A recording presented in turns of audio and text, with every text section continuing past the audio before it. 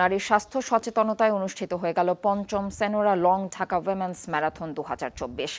ভোরে রাজধানীর হাতিরঝিলের এফডিসি মোড় থেকে শুরু হয়ে ২.৭ কিলোমিটার এবং ১০ কিলোমিটার পৃথক দুটি ম্যারাথন পুলিশ প্লাজায় গিয়ে শেষ হয়।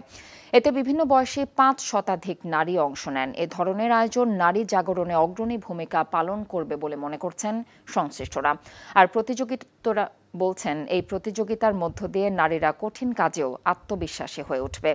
২.৭ কিলোমিটার ম্যারাথনে অংশ নিয়ে মেডেল পেয়েছেন ৩৫০ জন, আর ১০ কিলোমিটার ম্যারাথনে অংশ নেওয়া ২০০ জনকে মেডেল দেওয়া হয়েছে।